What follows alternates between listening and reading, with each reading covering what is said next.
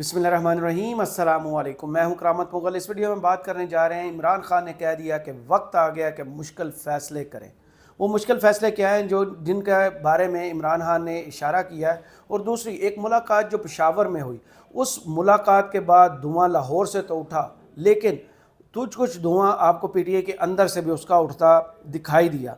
वो मज़ाहमत की आवाज़ें पीटीआई के अंदर से क्यों आ रही हैं कि क्या अब मुफाहमत का वक्त है या मज़ाहमत का वक्त है। कोर कमांडर पेशावर ने केबी की काबीना को इफ्तार पार्टी दी। उस इफ्तार पार्टी में टेबल की एक तरफ कोर कमांडर साहब और उनके साथ जो हैं वो गंडापुर साहब क्यों बैठे, इसकी अहमियत क्या है, किस चक्कर में गंडापुर साहब ने वो मुलाकात की, इफ्तारी क्यों उनकी एक्सेप्ट की। वो लोग जो उन पर सख्त तनकीद करते थे, अब उनको टेबल पर क्यों बिठाया गया और टेबल पर बैठने के बाद गंडापुर साहब क्यों सख्त तनकीद का सामना कर रहे हैं। इस मुलाकात के बाद क्या नून लीग के रंग उड़ गए हैं? क्या वो उनको नज़र आ रहा है कि क्या पीटीआई और इस्टेब्लिशमेंट के दरमियान जो गैप था वो ख़त्म हो गया है, कि जफियाँ डल रही हैं उनसे नून लीग क्यों परेशान है? इस हवाले से इस वीडियो में बात करेंगे। इसके बाद कहा जाता था नून लीग के 9 मई के ज़िम्मेदारों को नहीं छोड़ा जाएगा, तो फवाद चौधरी कल रिहा चुके हैं। 9 मई के पेशावर के वाक़यात का असल ज़िम्मेदार ठहराया जा रहा था गंडापुर साहब को। ये वही गंडापुर साहब हैं जो अब सीएम केपी है। इमरान खान साहब ने उन्हें वज़ीर आला बनाया, तो अब जो है वो कोर कमांडर साहब के साथ जब बैठ के इफ्तारी करेंगे तो क्या 9 मई को बुला दिया गया है? इस हवाले से बात करेंगे। सबसे पहले शुरू करते हैं उस बात से कि ये हुआ क्यों है। गंडापुर साहब मुलाकात करते हैं जी के अफ्तारी पर। उसके बाद बैरिस्टर सैफ साहब जो हैं वो आके मीडिया को बताते हैं कि दहशतगर्दी पर काबीना को ब्रीफिंग दी गई है। अफ्तार पार्टी जो रखी थी उन्होंने हमारी रवायात है, हमने जाके उनके साथ वो खाना शुना खाया, लेकिन अलामती तौर पर इसको देखा जाए तो 9 मई के ज़िम्मेदार पीटीआई को करार दिया था, इस्टेब्लिशमेंट की तरफ से भी, फ़ौज की तरफ से भी, और जो है पुलिस और सिक्योरिटी इदारों की तरफ से भी। और जितनी नून लीग की पार्टी के लोग जब भी मीडिया से गुफ्तगू करते हैं 9 मई के हवाले से, तो ज़िम्मेदार करार देते हैं पीटीआई को। अब जब कोर कमांडर पेशावर साहब बैठे हैं गंडापुर साहब और सर जोड़कर और बात इनने की है दहशतगर्दी पर, तो क्या ये तनकीद जायज़ है कि नहीं? इस पर जवाब जो है वो इमरान खान साहब ने भी खुले अल्फाज में दिया है। वीडियो में आपको उस बारे में बताएंगे। नून लीग क्यों परेशान है? नून लीग इस वजह से परेशान है कि अगर जितनी खिदमत गुजारी उन्होंने करनी थी और जितना पीटीआई को दीवार से लगाना था वो लगा चुके, फाइनल रिजल्ट्स आ चुके, इलेक्शन चोरी हो चुके, केसेस नून लीग के ख़त्म हो चुके, वो जो लंदन के मकीन थे वो पाकिस्तान आके बस चुके, उनकी बीमारियां सारी ख़त्म हो चुकी, वजारत उज़्मा मिल चुकी, वजारत आला पंजाब मिल चुकी। तो क्या सब अच्छा है? इस्टेब्लिशमेंट और नून लीग के दरमियान क्या इसी तरह फासले ख़त्म हो चुके हैं? क्या सब अच्छा होने के बावजूद एक मुलाकात के बाद, कल की प्रेस कॉन्फ्रेंस, एपेक्स कमेटी के इजलास के बाद मरियम नवाज़ की अगर आपने प्रेस कॉन्फ्रेंस सुनी हो तो उसमें 9 मई 9 मई 9 मई और एक दहशतगर्द सियासी जमात का जिक्र इतनी मरतबा क्यों किया गया? ये वो डर और खौफ है कि अगर पीटीआई और इस्टेब्लिशमेंट के दरमियान जो दूरियां हैं वो ख़त्म होगी, वो जो एक लकीर खींची गई थी, सुरख लकीर और सुरख पेन से जो निशान लगाए थे, कांटे लगाए गए थे, अगर वो मिटा दिए गए तो नून लीग का फ्यूचर क्या जेल होगी या लंदन होगी? मसनद इक़्तिदार छिन कर क्या तख्ता दार पर बिठा दिया जाएगा, पहुंचा दिया जाएगा? या यही डर उनका उनकी बातों से और स्टेटमेंट से नज़र आ रहा है। और दूसरा, तहरीक इंसाफ की कोर कमेटी की ख़बरें बाहर लीक कैसे हो रही हैं? कौन है जो ख़बरें लीक करके लोगों तक, मीडिया तक पहुंचा रहा है?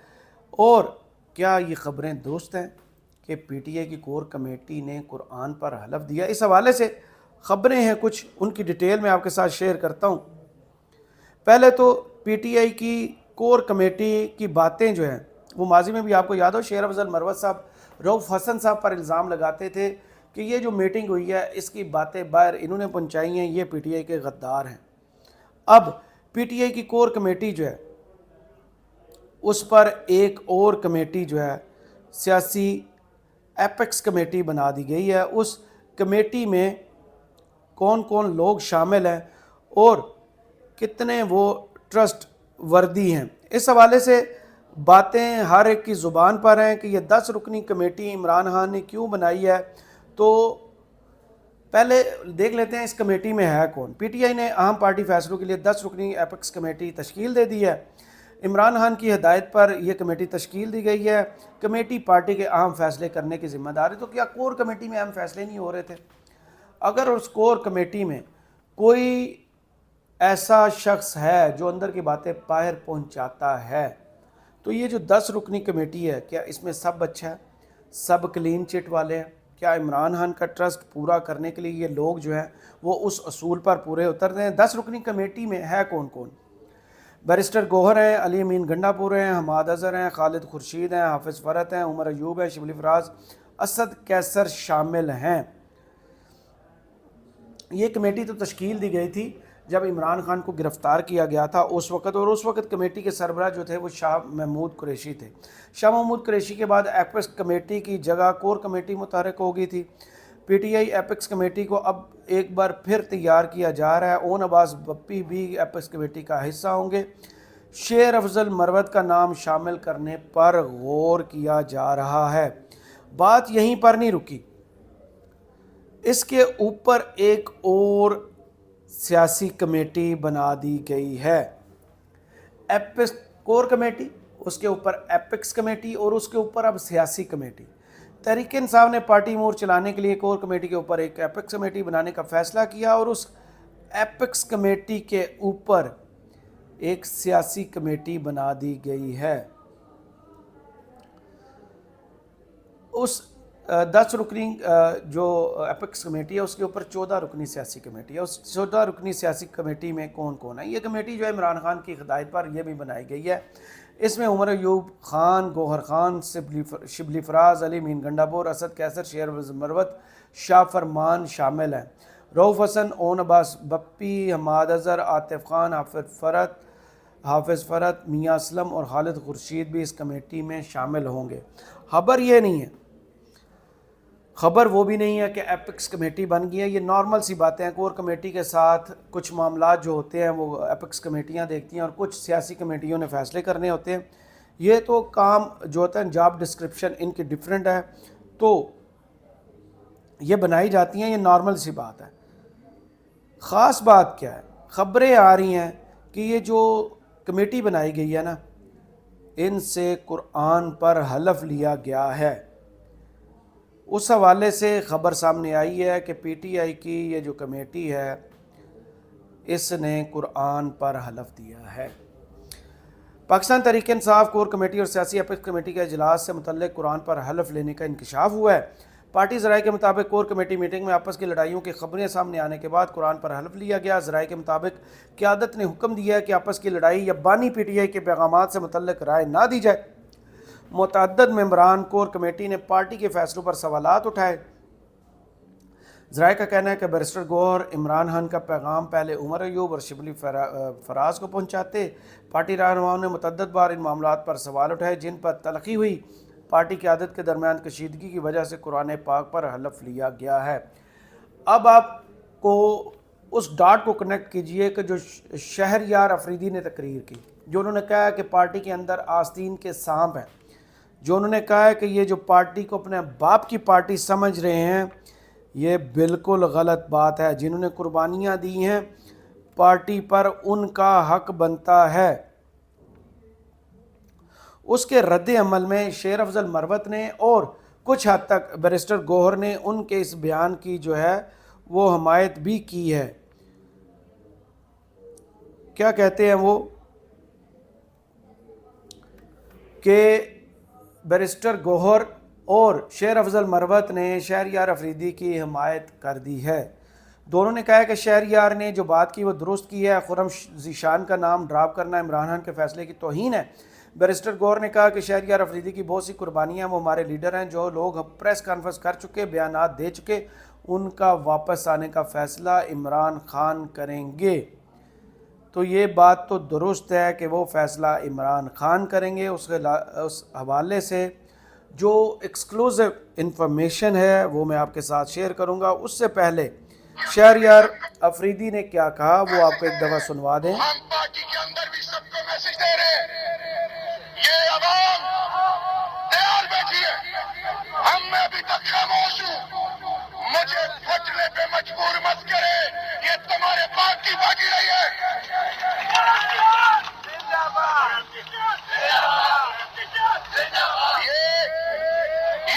کے باپ کی فوجی نہیں ہے، جنہوں نے قربانیاں دی، جن کی ماں بہنوں کی بے عزتیاں ہوئی، اور تم اکیلے بیٹھ کے فیصلے کرو گے۔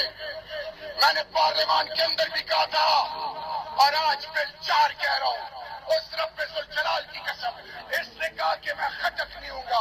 میں کہتا ہوں میں کوہاٹ اور پاکستان کا ثبوت نہیں ہوں گا۔ جو خان کے خلاف جائے گا میں اس کے راستے میں سب سے بڑی رکاوٹ ہوں گا انشاءاللہ باذن اللہ۔ یہ ہے تقریباً 3 منٹ کی ان کی ایک تقریر، جس میں بظاہر نظر تو یہی آ رہا ہے کہ جو کچھ گنڈا پور صاحب نے ملاقات کی ہے یہ اسی کا رد عمل ہے کہ وہ کیوں جا کے کور کمانڈر صاحب سے ملے ہیں اور کیوں انہوں نے 9 مئی کے واقعات میں جو سزائیں بھگتی ہیں اس حوالے سے کیسے وہ اس کو اگنور کر سکتے ہیں۔ اس کے علاوہ عمران خان صاحب نے آج جو بات کی اس میں کہتے ہیں وہ کہ گراف جیولری سیٹ کی، میں آتا ہوں ان لوگوں کی طرف جو عمران خان صاحب نے مشکل فیصلے کرنے کا کہا ہے، اور جو لوگ اب شور مچ رہا ہے کہ پی ٹی آئی میں واپس کون آئے گا، کون کون ہے جو فون کر رہا ہے اور کون ہے جو انتہا کی کوششیں کر رہے ہیں کہ ہم سے غلطی ہو گئی تھی، ان کے نام سامنے آئے ہیں، وہ میں آپ تک پہنچاتا ہوں۔ پہلے عمران خان صاحب نے کیا کہا ہے؟ گراف جیولری سیٹ کی مالیت 3 ارب ظاہر کر کے ہمیں سزا دی گئی، ہم نے گراف جیولری سیٹ کی مزید 3 جگہ سے کوٹیشن لے لی ہے۔ کوٹیشنز کے مطابق گراف جیولری سیٹ کی قیمت 1,80,00,000 روپے بنتی ہے۔ اگست میں جب مجھے پکڑا گیا تو پولیس میرے بیڈ روم میں داخل ہوئی، وہاں سے میرا پاسپورٹ اور چیک بک بھی لے لیے گئے۔ بشرا بی بی نے بنی گالہ میں موجود قیمتی اشیاء کو اسی وقت کہیں اور منتقل کر دیا تھا۔ انعام شاہ اور توشہ کہ ایک ملازم کو آئی ایس آئی نے میرے خلاف وعدہ معاف گواہ بنایا۔ توشہ میں سزا دلوانے کے لیے دبئی میں پارٹ ٹائم سیلز مین سے گراف جیولری سیٹ کی مالیت کا تخمینہ لگوایا گیا۔ توشہ ریفرنس بنانے پر چیئرمین نیب اور انعام شاہ کے خلاف کیس کروں گا۔ جنرل آصف منیر نے مجھے توڑنے کے لیے توشہ ریفرنس میں بشرا بی بی کو سزا دلوائی۔ فواد چودھری پریس کانفرنس کر چکا تھا لیکن اس کے باوجود اسے وعدہ معاف گواہ بنانے کے لیے پکڑے رکھا۔ پرویز لائی اور شاہ محمود قریشی آج پریس کانفرنس کر دیں تو اس کے کیسز ختم ہو جائیں گے۔ چیف جسٹس سپریم کورٹ قاضی فائز عیسیٰ کو فیصل آباد کیس اور بھٹو کیس بھی یاد ہے۔